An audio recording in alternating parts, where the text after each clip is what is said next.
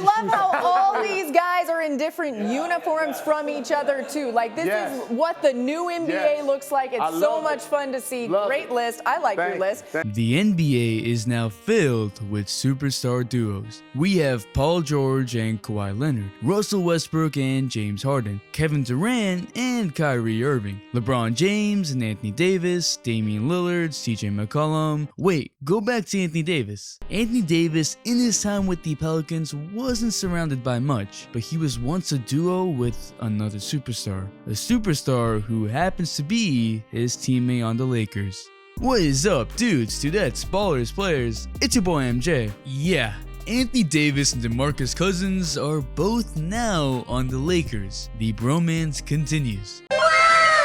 From analyzing brows to bromances, man, this channel is fun. People forget that Boogie and Davis were actually a good duo, leading the Pelicans to the playoffs. While there obviously is talent, there was more to their pairing that made them special. So let's break all that down. If you're new or part of the 80% that watch my videos that still aren't subscribed, no joke here about Boogie being Boogie, just please subscribe. The Pelicans in 2017-2018 had a roster that included both Boogie and Davis. Remember that DeMarcus had been traded mid-season in 2016-2017, and so there hadn't been much time to gel that previous season. The beginning of the 2017 season was a chance to really see what the two were made of, and we did. Let's talk about what each did for each other. Keep in mind that Anthony Davis is the jack of all trades as a big man. He can finish around the rim using a 7'6" wingspan and soft touch. He can post up down low and hit a fadeaway or hook, even if he actually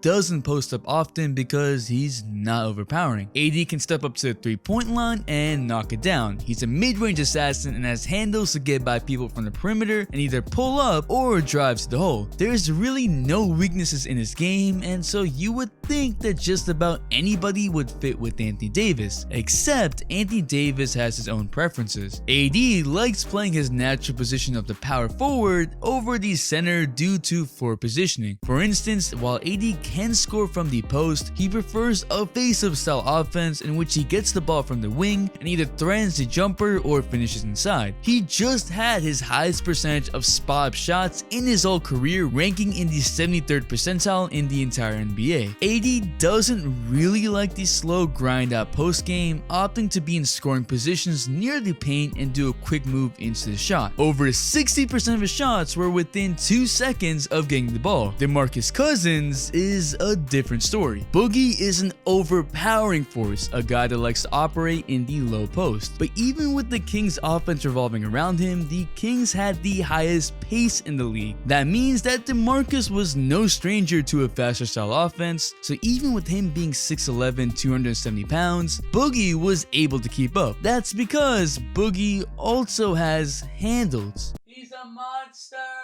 DeMarcus was evolving his game from the slow, grind-out post game to keep up with the fast-paced three-point revolution, shooting 33% from 3 in 2015-2016 after previously shooting 0.1 threes a game. Remember, the third Splash Brother. Boogie was also a really good passer for a big man and just had natural instincts on drop passes inside the paint or kicking it out to the open three-point shooter. Now that you can see a picture of these two players, it might not make exact sense on how they work together, but it was a perfect match in 2017-2018. Since DeMarcus played the 5, AD was able to slide to his natural position at the 4. This meant that Boogie was the low post man and AD could go more to the high post wing area where he likes to operate. Anthony Davis averaged a career high 28.1 points per game that season. He also averaged a career high 34% from 3. DeMarcus's presence down low afforded Anthony Davis space on the perimeter where an either undersized 4 or a smaller guard awaited him. DeMarcus Cousins averaged a career high 5.4 assists per game as a center, most of those assists going to AD. A lot of those were lob passes to Anthony Davis as Boogie and AD ran an interesting pick and roll with AD as the roll man and Cousins as the ball handler. That means that both of the defense's big men were at the top of the key, and so AD really had no one to contest him at the paint if he rolls, and if Boogie could deliver him a dot pass, that was an easy alley-oop. Passing has to be DeMarcus's most underrated ability, and it's something that won't just disappear due to any injury. You know when you run a really big lineup in 2K with Shaq at point guard? Yeah, this is 2K cheese, but in real life.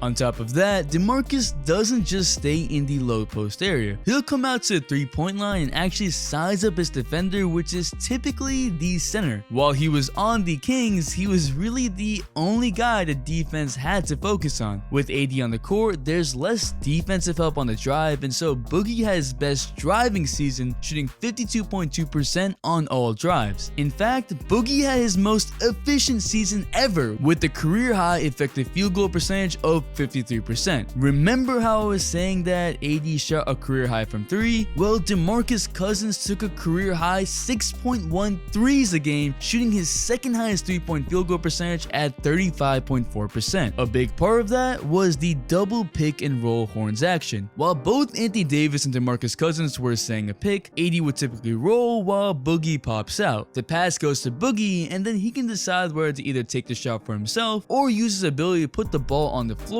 and make something happen for himself or AD. Davis would often get 2 players to attach onto him on the roll, meaning Cousins got so many open looks. Keep in mind that Rondo is also on this Lakers squad, and so he's familiar with running that type of offense. LeBron can easily fit that type of offense as well, making the right decision more times than not. There's also this on-court chemistry that is an intangible. For example, fast breaks would happen with DeMarcus Cousins just knowing where AD would be on the court and fire pass to him. Cousins also knowing the timing of Davis's rolls and slips and being able to take advantage of that, along with Anthony Davis just knowing where to be on the court to provide the right spacing to let DeMarcus operate. All of that is just really special. Boogie averaged 25.2 points that season, and fits like that just don't come along. There's also a thing called rebounding, and both these guys are just, well, really good at it. Having Anthony Davis space out on the offensive side of things meant DeMarcus Cousins really was competing with only 1 big inside the paint versus 2, and so Cousins was 6th in the league in offensive rebounds per game compared to being somewhere around 20 in previous seasons. Boogie also averaged a career high 12.9 rebounds, and that led to many fast break opportunities. All of what I've said already are the on-court tangibles that can be analyzed, along with some on-court intangibles like timing and awareness. But what about the off-court intangibles? Davis and Cousins loved playing with each other. When Boogie knew he wasn't returning to the Pelicans, he said it's messed up, stating that their pairing could have been something great. Anthony Davis was a big reason why Cousins decided to sign with the Lakers. That's chemistry you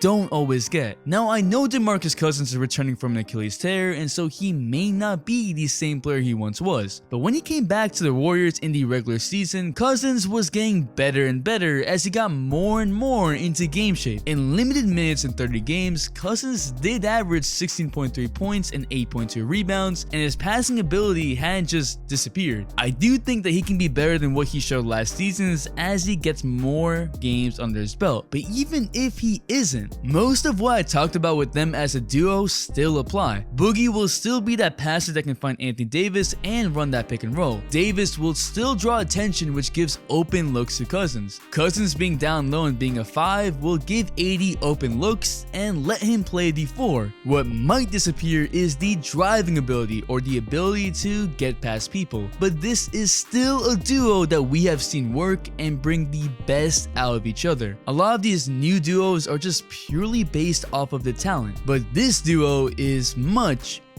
more than that, and honestly, we need to keep an eye on DeMarcus Cousins and Anthony Davis. But what do you think? How will DeMarcus play next season? How about the Lakers? Drop a like for the bromance, cause it's real. I saw all the support on my last video on Anthony Davis and the brow. It's awesome, and if you're still here, comment Boogie Davis so I know you're a real one. The Instagram shout of the day goes to Emmanuel, and the all-day notification shout goes to Jonathan Reyes. Thanks for the all-day support. Make sure to bell for all the notifications, and if you're not a sub, hit that subscribe button to join the all-day community for more fire content, all-day support.